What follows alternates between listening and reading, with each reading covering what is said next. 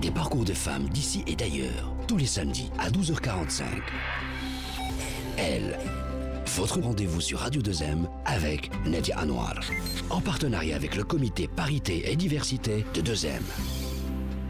Bonjour, je suis ravie de vous retrouver aujourd'hui dans votre magazine Elle. Comme chaque samedi, nous partons à la découverte de l'histoire d'une femme exceptionnelle. Mon invité d'aujourd'hui exerce un métier qui sort de l'ordinaire pour cette passionnée du vivant, la mort et son quotidien. J'ai le plaisir d'accueillir avec nous Patricia Kom Njom-Gang, médecin légiste et experte judiciaire auprès de la Cour d'appel de Douala au Cameroun. Bonjour Patricia et merci d'avoir accepté mon invitation. Je vous en prie, bonjour Nadia. C'est un plaisir pour moi de participer à votre émission. Merci à vous. Alors Patricia, racontez-nous votre histoire. Je suis née au Cameroun, donc je suis la deuxième d'une fratrie de 3 filles. Mon père était ingénieur en aéronautique civile, diplômé de l'ENAC de Toulouse, et ma mère était une enseignante. J'ai perdu mon papa relativement tôt, j'avais 8 ans, donc nous avons été élevés par notre maman, l'enseignante rigoureuse, hyper rigoureuse, qui nous a vraiment inculqué le sens des valeurs. C'est-à-dire que les valeurs humaines, elle nous a fait comprendre qu'une femme doit se battre. Une femme, le premier mari d'une femme, comme elle le disait en général, c'est son travail. C'est une famille relativement modeste, hein. Elle était fonctionnaire d'État.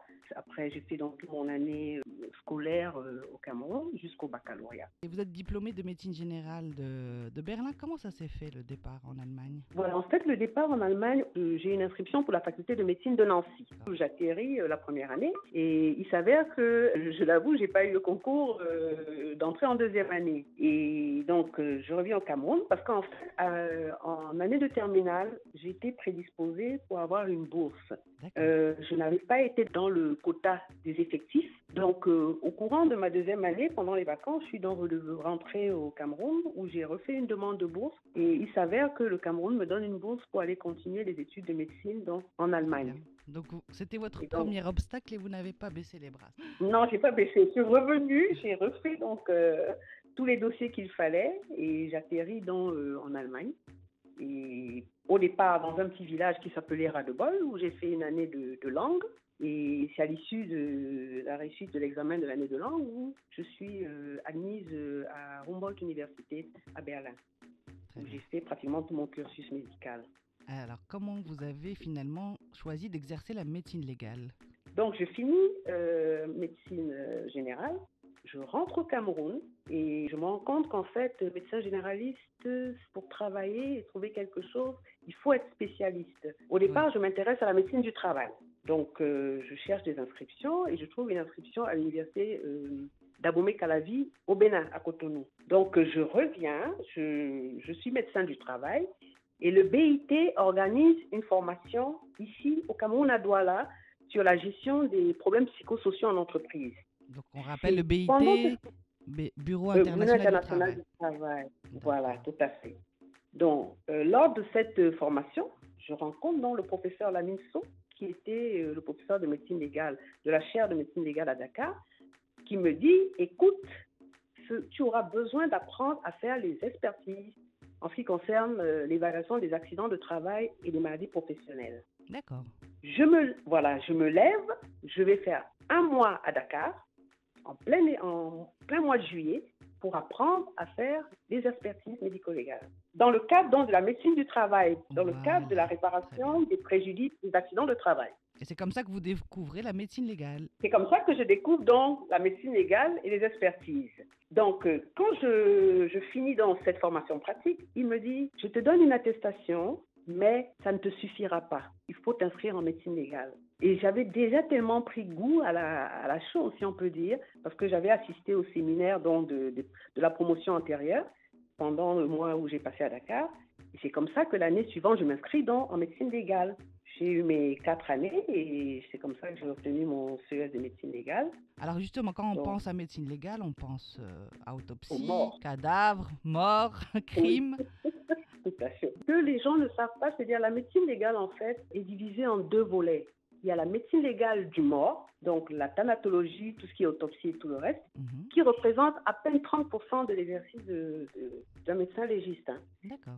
Et maintenant, nous avons tout le volet médecine légale du vivant, qui comprend donc tout ce qui concerne les violences dans la victimologie médico-légale. Ça veut dire quoi? Les agressions sexuelles chez mineurs, tout ce qui est violence basée sur le genre. Donc, c'est tout ce volet qui regroupe la médecine légale du vivant. Et il y a aussi le volet réparation du dommage corporel avec les compagnies d'assurance. Parce que tout ce qui est accident de la voie publique, il faut les indemniser après. Et pour les indemniser, il faut faire des expertises pour évaluer les chefs de préjudice qu'ils ont subis. Oui. Quelles sont les difficultés que vous avez pu rencontrer? Quand on fait une spécialité, c'est parce qu'on aime. Et pour faire médecine légale, il faut aimer ce qu'on fait. Hein. Quand on fait une autopsie, le médecin légiste, il ne voit pas forcément le cadavre. L'autopsie, c'est pourquoi? C'est pour aider la justice à trouver la vérité. On a en esprit de faire du bien à quelqu'un. On fait des autopsies, par exemple, dans le cadre des erreurs médicales. Quelqu'un décède suite à une erreur médicale.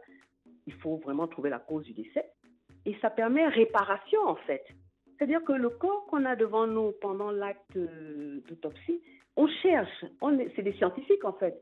Nous, on a pour objectif d'essayer d'aider le plaignant en face. Vous êtes actuellement présidente de la Société camerounaise de médecine légale. Tout à fait. Est-ce que vous pensez que cette profession est suffisamment attractive et valorisée auprès des jeunes générations? J'avoue qu'on est de plus en plus nombreux quand même. Au départ, quand je suis la première femme médecin légiste du Cameroun, à l'époque, on était quoi? On était 4-5. Maintenant, on a 4-5 médecins ou 4-5 femmes? Légistes. Voilà, hommes et femmes. Hommes et femmes. D'accord. Actuellement, on est 20 répartis dans toutes les provinces. Et il y a des étudiants en formation. Donc, de plus en plus, il y a une certaine attractivité, en fait. Parce que c'était un milieu, c'était une spécialité vierge, un peu. Hein. Donc, mal connue. Mais la société évolue et les gens connaissent de plus en plus leurs droits.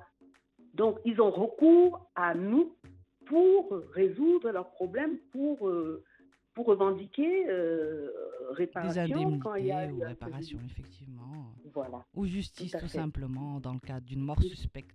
Voilà, effectivement. Donc, on est de plus en plus sollicité, hein. Ça, il faut le reconnaître. Et ça se passe bien, on travaille avec des tribunaux. Donc, en fait, il a fallu me faire agréer parce que pour être expert, il faut être agréé auprès des tribunaux du pays en question. Oui, effectivement. On rappelle que vous êtes expert judiciaire auprès de la Cour d'appel de Douala. De Douala, oui. Et il y a 3 ans que j'ai été prise à la Cour pénale internationale comme expert judiciaire aussi.